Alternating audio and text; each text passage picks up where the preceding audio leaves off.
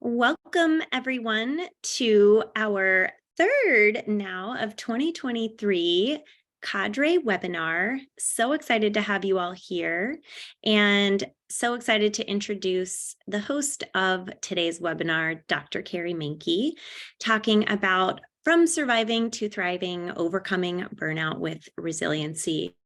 Dr. Carrie is not only one of our esteemed Cadre team members, she is also a coach on our platform, focusing on trauma and relationship life. She's got so many certifications under her belt, including Doctor of Nursing Practice, Advanced Practice Registered Nurse, and Adult. I'm not really sure how to pronounce this, Carrie. You're going to have to help me. It's okay. Gerontological. Thank you, gerontological clinical nurse specialist. She's also a certified emergency nurse, and her areas of expertise here on the Cadre platform include trauma, PTSD, mindset, confidence, relationships, and more. So introducing Dr. Carrie to talk to us today all about how to overcome burnout with resiliency practice. I will give you the floor, Carrie.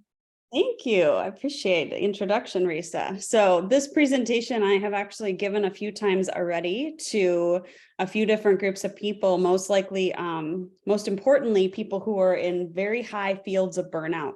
But the research has shown that burnout is not just in those fields anymore. It's across the board, especially with the pandemic. So I am going to share my screen and show you the presentation, and we'll get started here.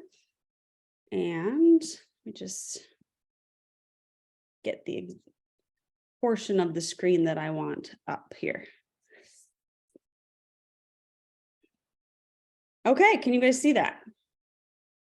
All right, so I chose this picture. When you search like resiliency, certain pictures come up online, and I choose this one because it actually really annoys me as somebody who's done a lot of research on resiliency and burnout, because it's basically saying that like this little plant had to grow out of rock, had to grow out of broken rock. And that's not really what resiliency should be. Resiliency should be a lifestyle, not having to overcome everything in like a circumstance of just desolate rock and like cracks in a foundation. So I actually really just like this picture showing resiliency, and I'll explain more why as we go in the presentation of like what resiliency really means. So first, I want to just walk you through what does burnout mean. And I think we all can say we probably felt it at some point in our life. The actual definition is a prolonged response to chronic interpersonal stressors on the job. So it's characterized by three different things: overwhelming exhaustion, and exhaustion can mean different things for different people, feeling cynical and detached, and a sense of ineffectiveness and a lack of accomplishment. So I put some pictures on the screen here of just when did you feel burnout? And I just want to see in the chat, has anybody felt burnout? And if when in your life, when was it? When were you burnt out? If you would just share in the chat.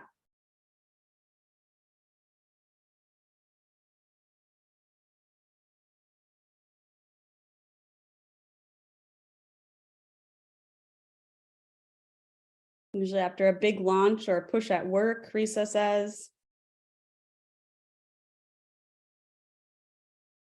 Yeah, when you've had to go really hard for a long period of time.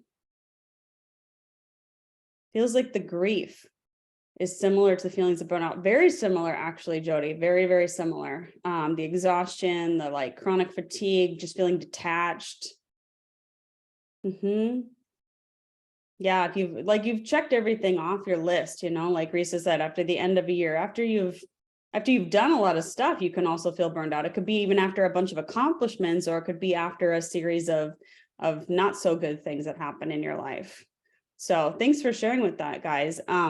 This picture in the upper right is actually me working in the ER during COVID.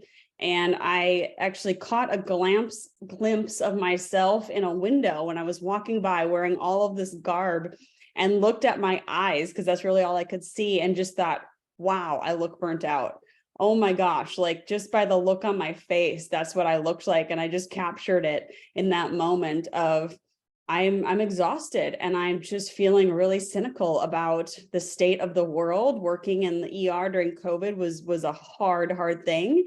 But I mean, yes, granted, I speak to other healthcare people, but burnout can look like this picture down here. It can look like you are, trying to juggle a bunch of stuff, like handling your kids, staying at home, right? Like doing homeschool, or maybe just, having them while you're trying to do your job.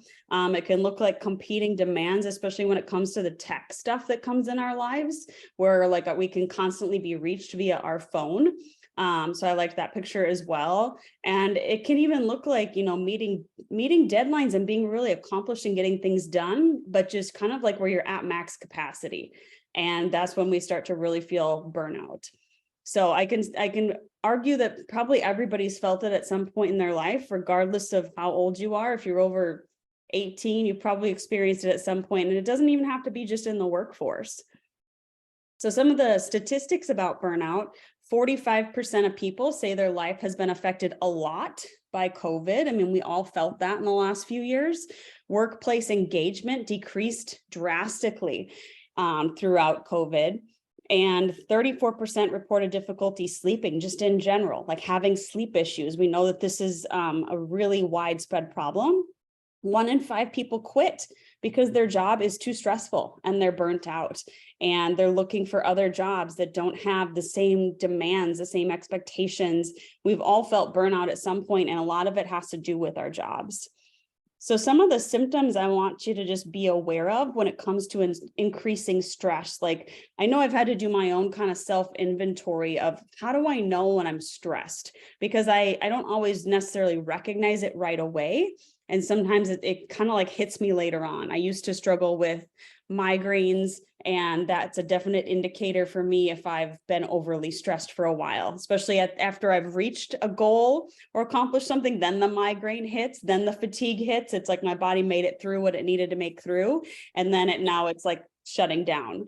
And so just some other things that can be kind of like your key symptoms, and everybody has kind of their own. So just think about like, which ones are mine?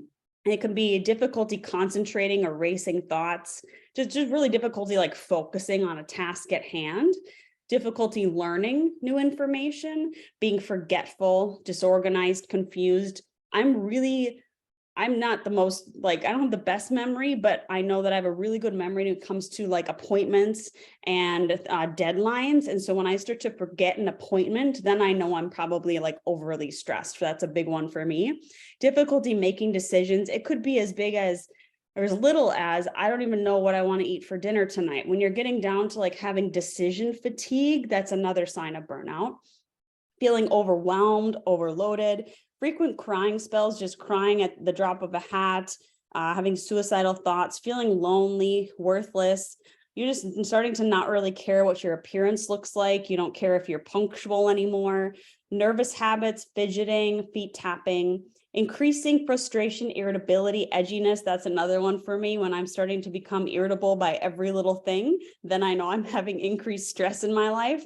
And having an overreaction to petty annoyances is another one.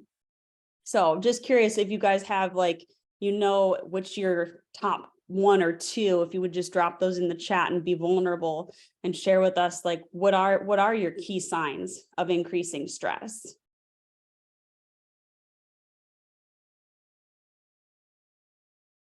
Forgetfulness, decision fatigue, irritability, Dr. Jackie says. Yeah, it can be just like these subtle things that we don't realize as the stress is piling up that just kind of starts to wear on us over time. So thanks for participating, guys. Forgetfulness, crying. I find that even kind of sometimes referring back to this list helps me to go, oh gosh, maybe I'm starting to reach like a max capacity with stress here. Okay. Or having those people in your life that can point it out to you so kindly. Hey, you're a little bit more irritable than usual. So now what do we do with this information? I could talk for an hour about burnout, but I really want to spend more time talking about resiliency. So how do I become resilient? How do I not get burnt out and want to quit my job when things get super stressed? So there's this thing in the research called the resilient zone. And we can get stuck in one of these two areas, this hyper arousal, which is characterized by hyperactivity, worry, anxiety, panic, rage, pain, or this low hypoarousal, which is depression, isolation, exhaustion, fatigue, and numbness. And oftentimes we kind of go to one or the other, but you can also just go back and forth between them when you basically not able to stay in the resilient zone anymore. So basically, when you take a look at the stressors that add up in your life, it might max you out on where you're able to stay resilient, and then you could get stuck in one of those two places. And so some of the things that can put us in that max capacity where we can't stay in the resilient zone anymore are really some truly difficult things, like not being able to pay our bills, not having enough food to eat, like real things in life that are really, very stressful. Violence, having health problems can be another really hard thing to stay resilient. Having a housing or a situation that doesn't feel safe. Everybody has their stressors. This is just a few of them. And it doesn't have to be as drastic as I'm homeless and I don't have any food. It can be, I don't feel safe in my relationships. I don't have a lot of close friends. And then if you have a bunch of these things stacked, and then something else happens, like your work becomes really stressful and demanding, it can kind of push you out of that resilient zone as well. Some other things that you can't necessarily change are like your genetics and your DNA, your resiliency or your adverse childhood experiences. How many of those have you had? Have you had a history of abuse in your life? Did you have neglect and abandonment as a child? Some of those things that kind of get ingrained in us at a cellular level do affect our ability to be resilient. They actually sometimes can make us more resilient, and at other times can make us less resilient. Just your general life story of what you've been through in life. Some people have been through a lot of stuff and it makes them more resilient, and other people have been through a lot of stuff and they don't have much of a resilient zone because they're just so used to staying in survival mode all the time that they tip out of that very quickly. And then just your personality. Some of the good things that make it easier to stay in the resilient zone is people that you can count on, having dependable transportation, dependable finances, having a healthcare, team that you can trust, or even just not having a lot of health issues, being in general good health, having safe housing. So I want you guys to do this assessment, and I'll give you about a minute, but I first want to just explain it. And to be honest, the first time I found this in the research, I was kind of like, this is really basic.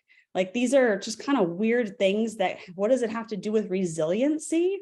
And so the reason that you take an assessment like this is to say, what categories do you need more resiliency? And it's really interesting because it's based on the three aspects of personal control.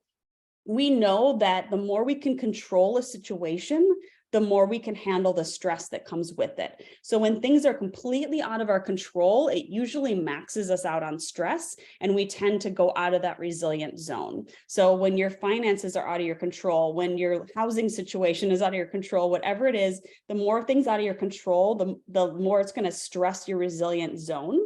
And so these different categories are based on three aspects of areas you can control in your life: your control over yourself, your control over your responses to events, and your control over your responses to people.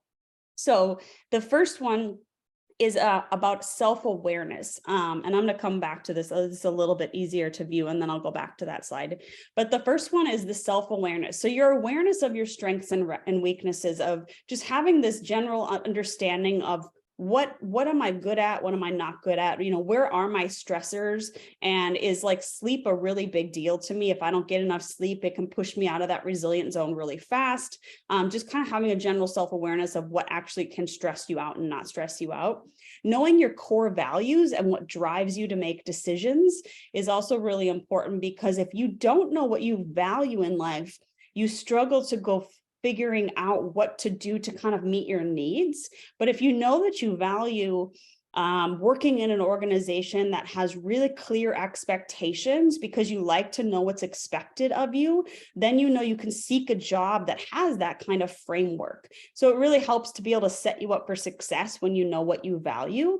Having a vision of what you want out of your life is another one. Like I always ask people, what are you looking forward to in your life? People that can't look into the future and can't look into a vision of what they want to see happen in their life are very stuck in survival mode in the here and now.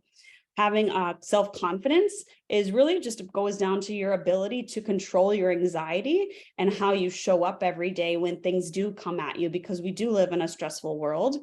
Ability to organize. If you struggle with organization and there's a lot of chaos around you, it's going to stress you out more than somebody who is pretty talented in the area of organization or who has worked on that skill. Problem solving. We are always going to encounter problems in our world. So if you are flexible and you know how to tackle complex problems, it's also going to increase your resiliency.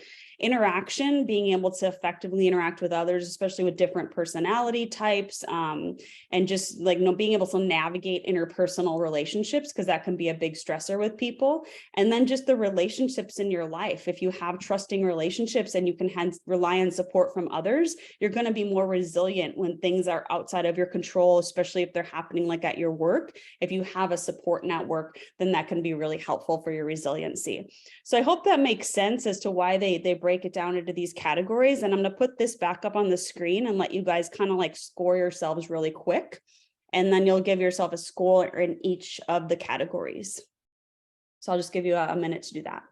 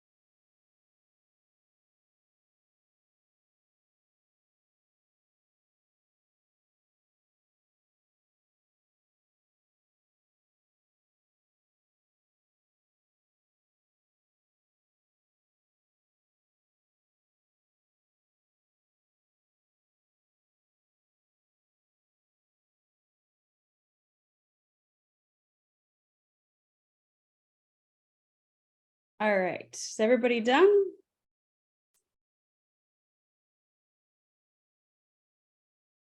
Did anybody answer anything 3 or less on any category? You don't have to say what category, but just give me a yes in the chat if you're like, that category I probably need to work on a little bit. Dr. Jackie says yes. Jody says yes. Thanks for being vulnerable, guys. This is the short version of the questionnaire. So it's only one sentence per category, and the long version kind of like talks about these things differently. I personally laugh when I read number 7. In general, I like people, and I'm like, well, let's define people. Right? What people are we talking about? So again, this is just a really short basic assessment, but it gives you kind of an idea of where you might need to focus a little bit more effort in your resiliency. And again, resiliency isn't just taking a bubble bath and drinking wine, right? Like it just drives me nuts when people say that that's resiliency after a long day at work. Resiliency is a lifestyle. As you can see, it's incorporating all of these things that kind of fill up your buckets and fill up your self-love, fill up your love with other people, fill up your resiliency a zone so that this zone can get bigger. That's the whole point. So that when stressors do come, which they will, that you can stay in that zone and not have a mental breakdown. That's really the goal of having a resilient lifestyle. And so just a couple more things I wanted to note today is just some general tools about resiliency. Connect. Having relationships with others is so important. I always say to people, find your tribe, find your coworkers. Maybe it's not even at work. Maybe you work in a really toxic environment and your tribe needs to be outside of work, but find your people. That's really important.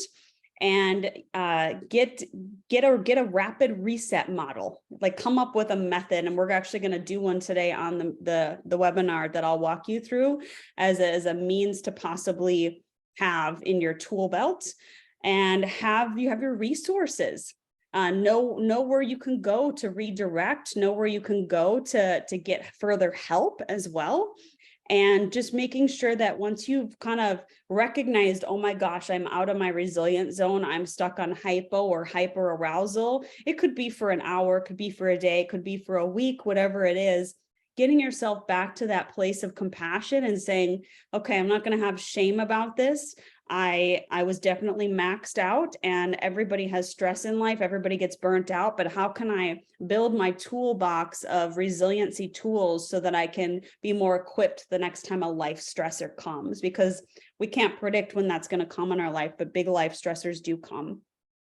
So some examples of self-care that I like to mention, that's in addition to just taking a bubble bath.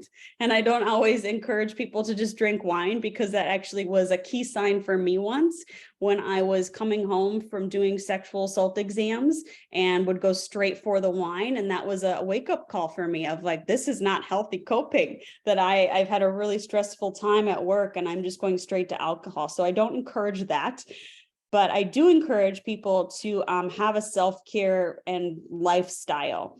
And that can look like exercise, keeping in mind that exercise can actually be detrimental.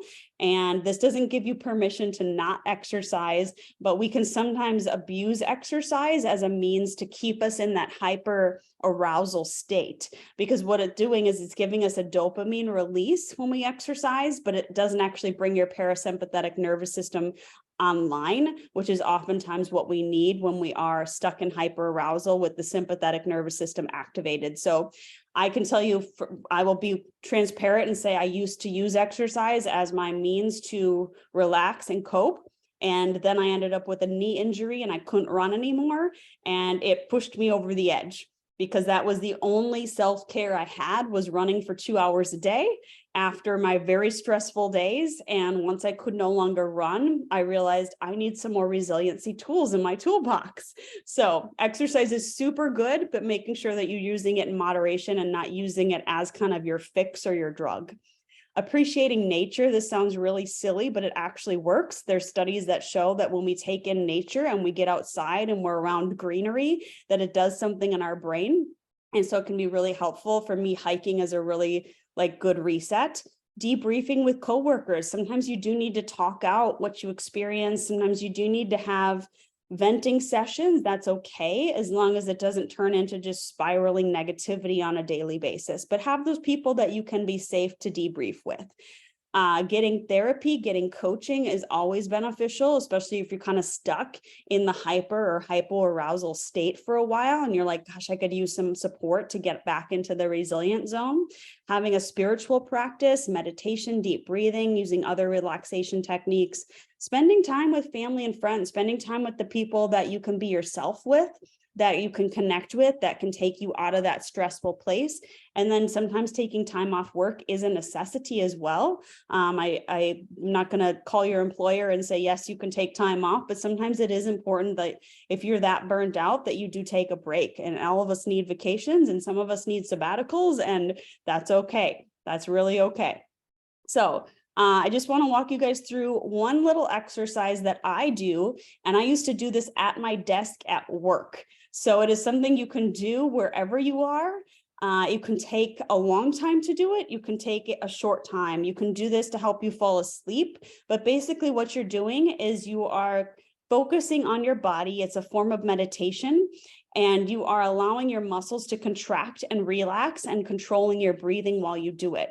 And I have used this many, many times to fall asleep at night, and just like sitting at my desk when an email comes through and you're like, gosh, my blood pressure just shot through the roof and I just need to calm back down. This is a way for your body to calm back down. So I would invite you guys to participate with me. We're going to do a quick 1 minute progressive relaxation. So we're just going to focus on big muscle groups, but basically you can break this down into every tiny muscle group that you want. I always recommend starting with the bottom and working your way up your body. So I want you to just sit comfortably and close your eyes and take 3 deep breaths in and out.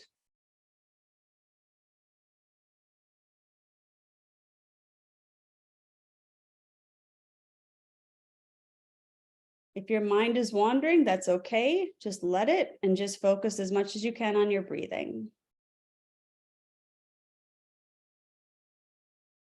Next, I want you to scrunch up your feet and your toes as tight as possible. And as you do that, you're going to take a deep breath in. And as you relax your foot and your toes, you're just going to breathe out. And now I want you to tighten your calf muscles and take a deep breath in at the same time. And then relax your calf muscles and breathe out. Same thing we're going to do with your quads and your hamstrings. Just tighten your thighs as much as you can. And deep breath in. And then just relax your legs completely and breathe out. Next, I want you to squeeze your core. Squeeze your abs as tight as you can and take a deep breath in. And then relax your belly as you breathe out. And now I want you to take your hands and make them into fists and just clench your arms as much as you can and take another deep breath in. And as you breathe out, just relax your arms completely. And then you're going to shrug your shoulders up and take a deep breath in. And as you breathe out, just relax your shoulders. Let them fall. And lastly, I want you to scrunch up your face as tight as you can and take a deep breath in. And then just relax every muscle in your face as you breathe out. Awesome. So that was just a really quick way to do it. You can do every tiny little muscle group in your body. You could start with just your toes, just the bottoms of your feet. Some of these muscle groups are hard to isolate and just to tighten, but it really just it gets your body back in calm mode because you're only focusing on the muscle contraction, relaxation, and the breathing. And within about a minute, you can bring your heart rate down pretty quick with that exercise. And if you had 5 minutes to do it and you did it like really slowly, it's even more pronounced. So I always encourage people to do that, especially if you're sitting at your desk. Nobody even has to know you're doing it. I used to do it at my desk, and I shared an office with someone, and I would just not respond for about a minute if she had a question for me. So it's a really easy thing you can do to just relax and just add something to your toolbox.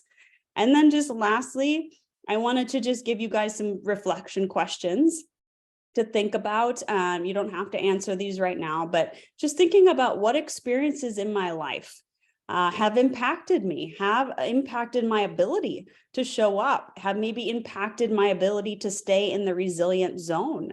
And, just honoring those experiences, because a lot of times we've been through a lot of stressful things and they do impact us. And to just think about kind of maybe what some of those things are. How do you find a balance between caring too much and caring too little? This is a hard thing for a lot of people in helping professions. They want to save everybody. And I know that I've battled with this, and it can cause me to go into too much stress. How do I handle ethical decisions? This is another one that can stress us big time, and not often something that we really spend a lot of time reflecting on. But how do I handle them? What is like my moral compass? How can I show up best for my team? Whether you manage people or not, the rest of your peers, how can I show up best for them? How can I be the best version of myself when I'm at work and not get into that place of complete burnout where I'm going to quit and I'm just checked out and I'm negative? How can I recognize when other people are burnt out? Maybe it's keeping an eye out for some of those symptoms of increasing stress and giving them some grace and saying, hey, I noticed that you have some of these symptoms of increasing stress. Do you need someone to talk to? Can I help support you and get you help? What do I need to start doing right now? If you did that assessment and you're like, gosh, that category was low, I should do something about that category. Maybe what is the one thing that you can start doing this week to increase your resiliency? And maybe what is one thing that you need to stop doing?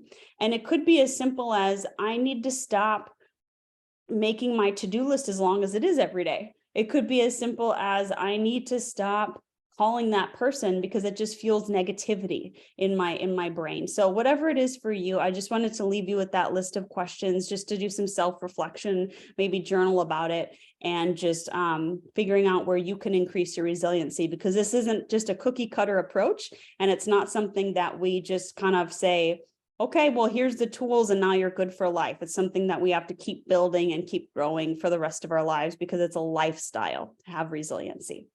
So that's all I had to share with you guys today. I just want to open it up if anybody has questions. I will just keep an eye on the chat here too.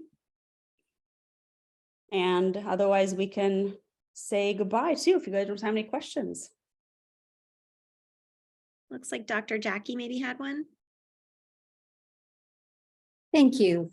So my 3 was in determination.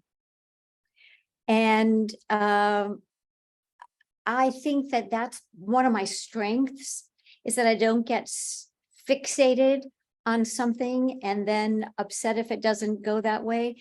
And it also allows for some spontaneity and adventure that I might not otherwise have. So I just wanted to offer that as another perspective.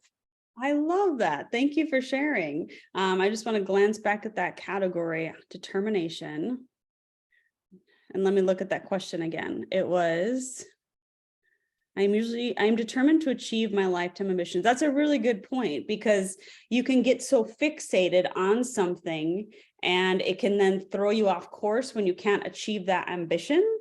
And I love that perspective, Dr. Jackie, because it's really, saying, how can I be okay with the things that happen outside of my control, but still staying focused on what I actually want out of life? I think that's more what that category means, but that's a really good self-awareness that and not miss the gifts that I didn't think of myself. Exactly. I would encourage you to look at the full assessment too, because I think, these are just one question from each, and it asks it in different ways that I think it's more well-rounded to help you understand the category. But because I'm guessing you wouldn't be a 3 in the whole category if you looked at the rest of the questions. But it's good to have that reflection on yourself too. Thanks for sharing.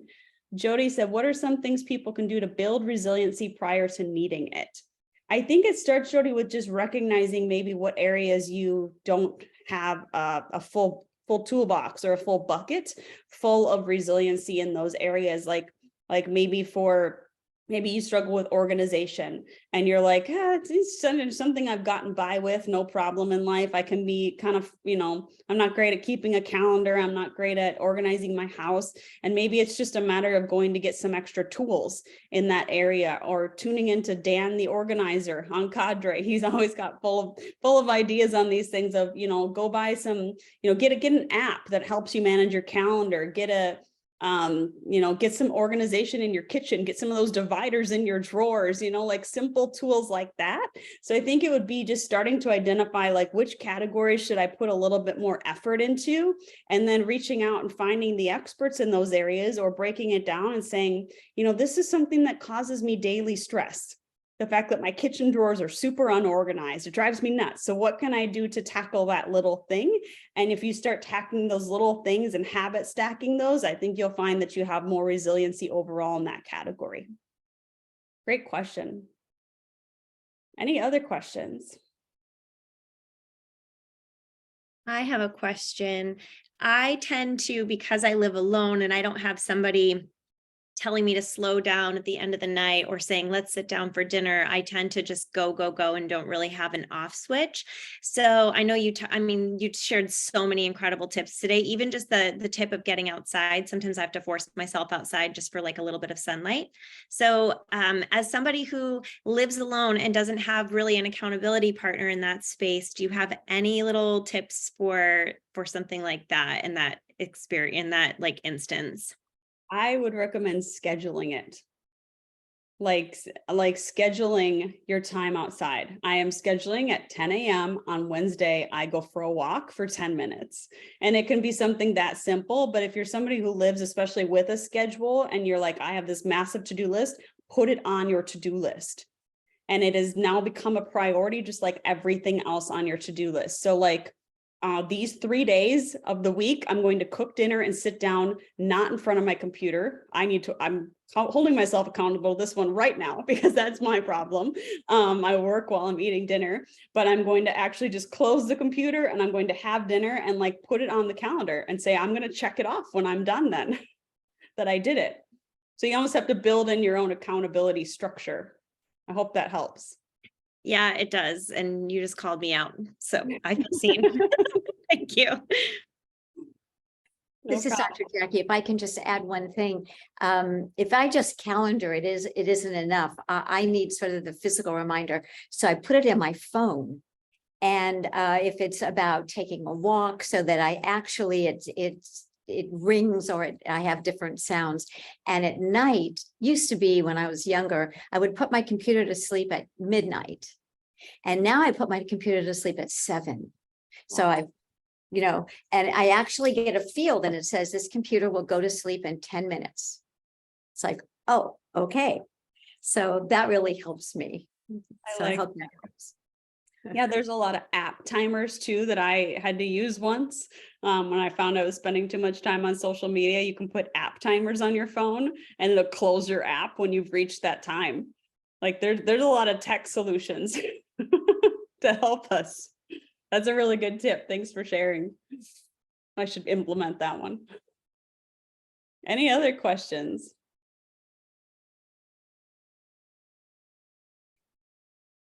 All right. Well, thank you guys for joining today. I hope this was helpful, and we'll be sending out the recording for those who couldn't make it today. But I just appreciate the ability to share on this topic, and just know that we're all a work in progress on resiliency. We're never perfect, and we'll just keep growing in these areas. So thank you guys for joining today.